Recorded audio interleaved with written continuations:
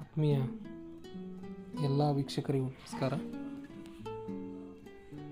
ಇವತ್ತಿನ ಒಂದು ವಿಡಿಯೋದಲ್ಲಿ ಅತ್ಯಂತ ಇಂಪಾರ್ಟೆಂಟ್ ಆದ ಒಂದು ಟಾಪಿಕನ್ನು ನಿಮ್ಮ ಮುಂದೆ ಇಡ್ತಾ ಇದ್ದೀನಿ.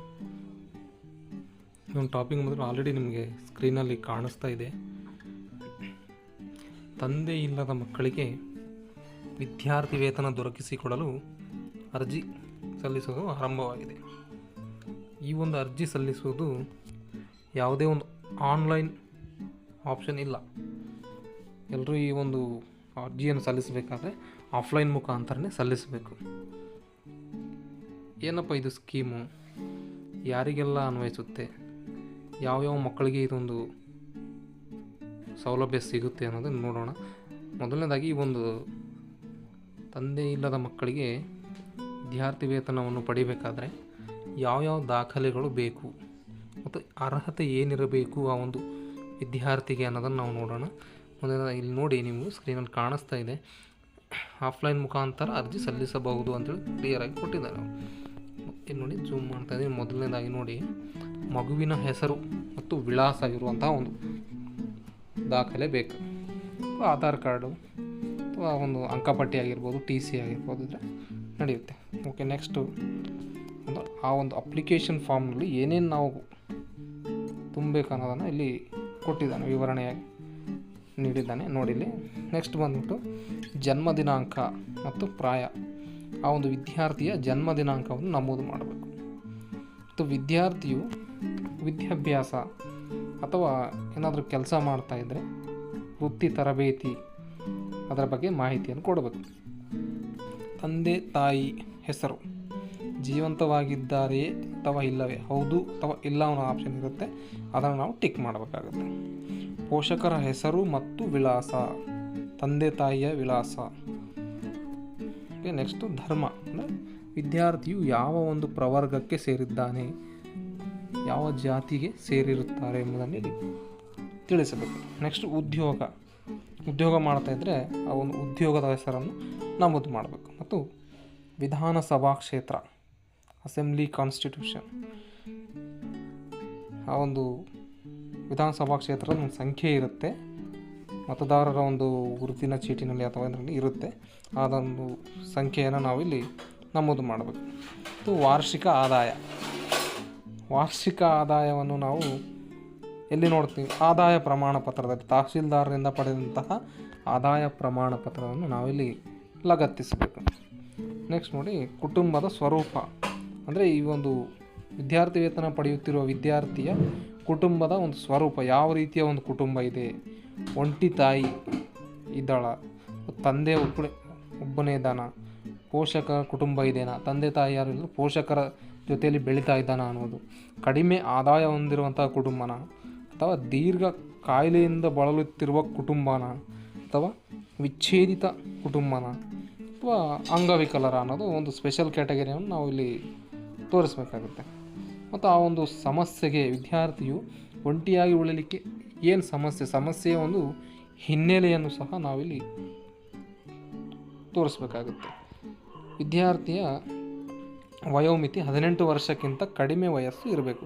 ನೋಡಿ, ಕ್ಲಿಯರಾಗಿ ಕೊಟ್ಟಿದ್ದಾನೆ, ವಿದ್ಯಾರ್ಥಿಯು 18 ವರ್ಷಕ್ಕಿಂತ ಕಡಿಮೆ ಒಂದು ವಯಸ್ಸನ್ನು ಹೊಂದಿರಬೇಕು.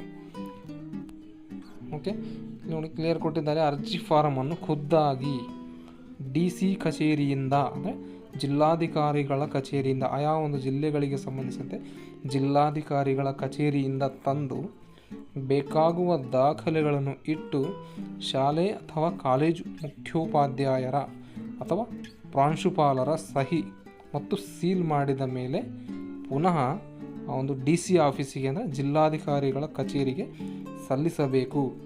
ನಂತರ ಅವರ ಸಿಬ್ಬಂದಿಗಳು ಮನೆಗೆ ಭೇಟಿ ನೀಡಿ ಪರಿಶೀಲನೆ ಮಾಡಿದ ಮೇಲೆ ಯೋಜನೆ ಪ್ರಾರಂಭವಾಗುತ್ತದೆ. ಅಂದರೆ ನಾವು ಅಪ್ಲಿಕೇಶನನ್ನು ಜಿಲ್ಲಾಧಿಕಾರಿಗಳ ಒಂದು ಕಚೇರಿಯಿಂದನೇ ತೊಗೊಳ್ಬೇಕು. ಯಾವುದೇ ಒಂದು ಆನ್ಲೈನ್ ಮುಖಾಂತರ ಅರ್ಜಿ ಸಲ್ಲಿಸೋಕ್ಕೆ ಇದಕ್ಕೆ ಅವಕಾಶ ಇಲ್ಲ.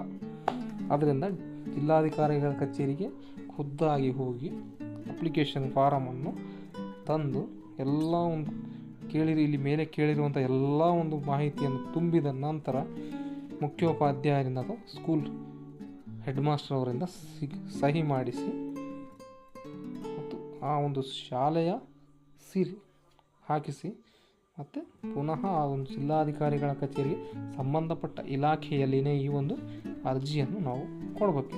ಇನ್ನು ಕೆಲವೊಂದು ಮಾಹಿತಿ ಕೊಟ್ಟಿದ್ದಂಗೆ ಏನೇನು ದಾಖಲೆಗಳು, ಅರ್ಜಿಯೊಂದಿಗೆ ಏನೇನು ದಾಖಲೆಗಳನ್ನು ನಾವು ಸಲ್ಲಿಸಬೇಕು ಅಥವಾ ಲಗತ್ತಿಸಬೇಕು.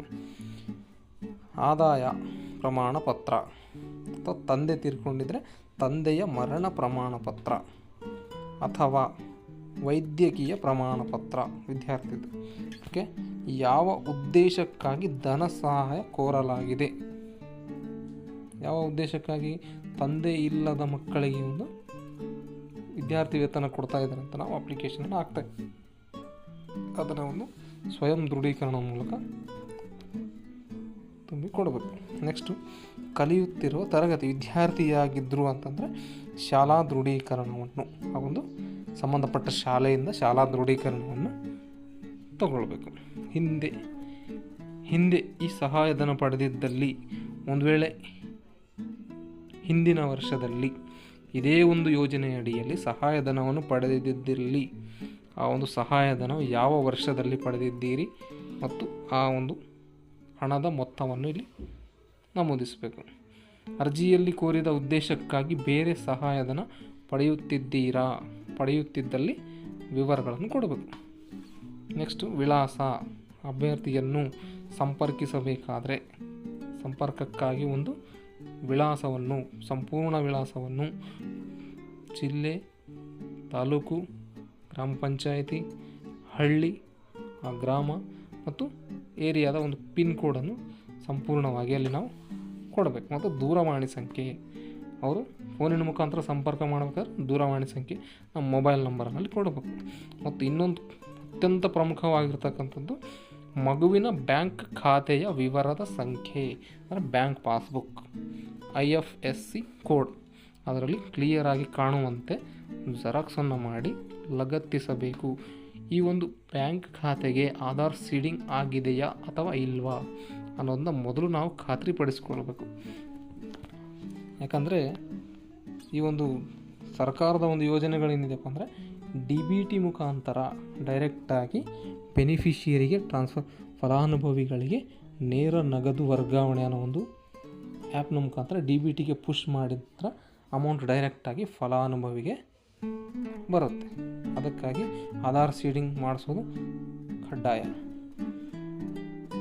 ವೀಕ್ಷಕರೇ, ಈ ಒಂದು ಮಾಹಿತಿ ನಿಮಗೆ ಇಷ್ಟವಾಗಿದ್ದಲ್ಲಿ, ನಿಮಗೆ ಬೇಕಾಗಿರುವಂತಹ ವಿದ್ಯಾರ್ಥಿಗಳಿಗೆ ಅಥವಾ ಬಡ ವಿದ್ಯಾರ್ಥಿಗಳಿಗೆ ಸಹಾಯವಾಗಲೆಂದು ಈ ವಿಡಿಯೋವನ್ನು ಶೇರ್ ಮಾಡಿ, ಲೈಕ್ ಮಾಡಿ, ಸಪೋರ್ಟ್ ಮಾಡಿ. ನಮ್ಮ ಚಾನಲನ್ನು ಸಬ್ಸ್ಕ್ರೈಬ್ ಮಾಡೋದು ಮಾತ್ರ ಮರಿಬೇಡಿ. Thank you.